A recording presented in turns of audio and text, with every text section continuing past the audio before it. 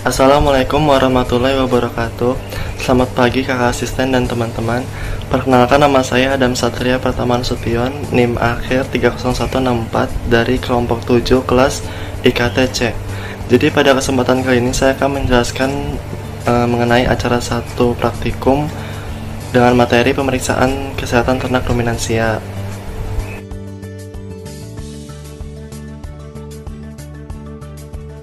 Jadi, pemeriksaan kesehatan pada ternak ruminansia dapat dilakukan dari hal yang paling mudah dilakukan, seperti mengamati tingkah laku ternak.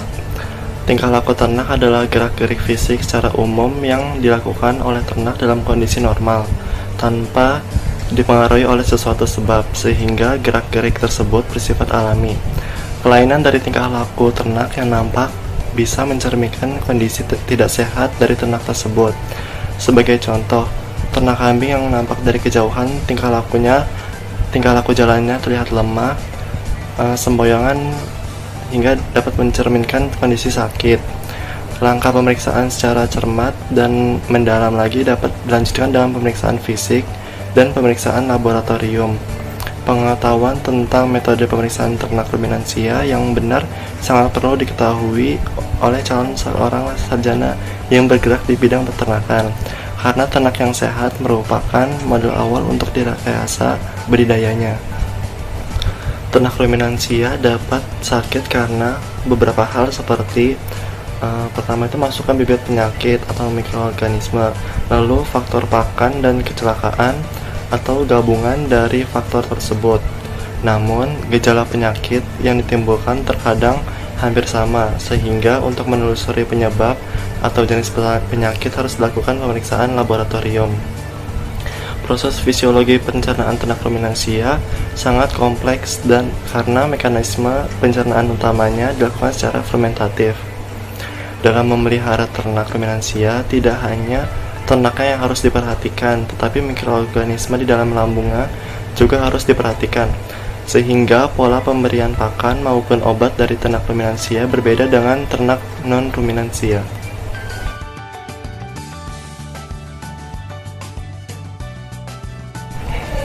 Selain itu, pemeriksaan kesehatan pada ternak dapat dilakukan dengan anamnesa. Anamnesa adalah upaya mencari tahu dengan bertanya kepada klien atau pemilik hewan ternak mengenai segala sesuatu yang berhubungan dengan penyakit yang diderita oleh hewan ternak, dengan memeriksa perihal sejarah ternak sebelum terjangkit penyakit, keadaan hewan saat sakit, kondisi lingkungan sekitar, serta faktor pendukung lainnya. Adapun pemeriksaan fisik yang dapat dilakukan setelah melakukan anamnesa, diantaranya yaitu inspeksi, atau memeriksa dengan cara mengamati dan melihat keadaan ternak dari jarak jauh maupun dekat. Lalu ada palpasi, memeriksa dengan cara meraba pada bagian tubuh ternak untuk mengetahui adanya abnormalitas. Lalu ada perfusi, pemeriksaan dengan memukul menggunakan jari atau alat perfusi untuk mengetahui kepekaan, ketebalan, isi ataupun abnormalitas dari suatu organ. Lalu ada auskultasi, itu memeriksa dengan alat pendengaran atau stetoskop untuk mendengarkan normal atau tidaknya suara yang dihasilkan oleh aktivitas fisiologis organ seperti nafas, detak jantung, gerak peristaltik, usus, serta gerak rumen. Lalu ada dengan cara membau, memeriksa dengan bantuan organ penciuman karena terdapat beberapa penyakit yang hanya dapat diketahui dari baunya yang khas seperti distemper atau parvo, otitis exstrata, nekrose mulut, karies gigi, serta radang saluran pernafasan. Selain pemeriksaan secara fisik, terdapat juga pemeriksaan status present, pemeriksaan klinis, pemeriksaan laboratorik, dan tes cepat. Nah, selanjutnya itu ada pemaparan video tentang pemeriksaan kesehatan ternak pada suatu peternakan. Jadi hal yang pertama harus dilakukan yaitu mengamati ternak dari jarak dekat.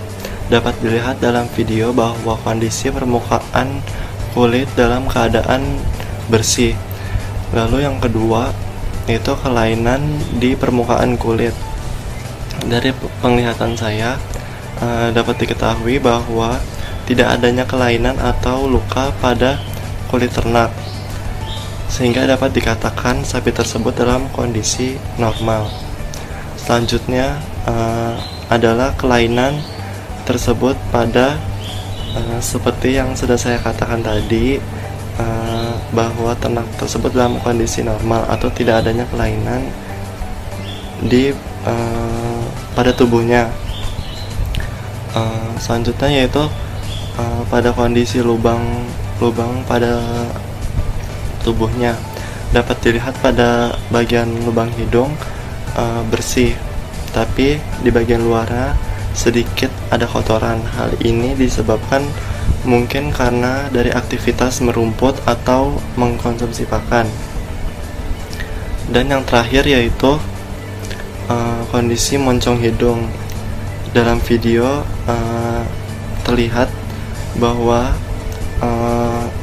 terdapat sedikit lendir, sehingga menandakan sapi tersebut dalam kondisi yang sehat atau normal. Lalu pada video selanjutnya akan ditampilkan kondisi ternak dari jarak yang lebih dekat.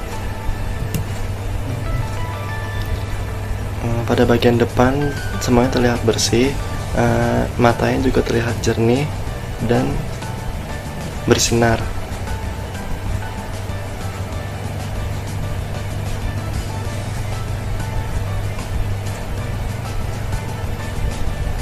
Dari bagian belakang, pada bagian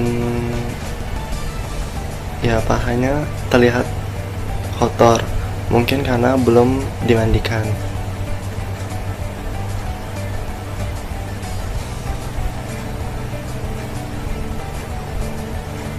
Dari bagian sampingnya juga, lalu pada bagian ambingnya bersih, namun di bagian belakangnya sedikit kotor.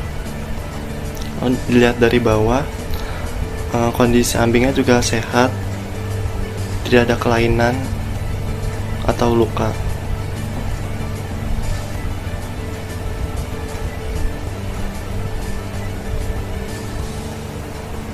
Lalu kondisi sapi ini juga tidak terlalu gemuk dan tidak terlalu kurus, sehingga berat badannya ideal. Sekian video penjelasan yang dapat saya sampaikan, kurang lebihnya mohon maaf. Wassalamualaikum warahmatullahi wabarakatuh.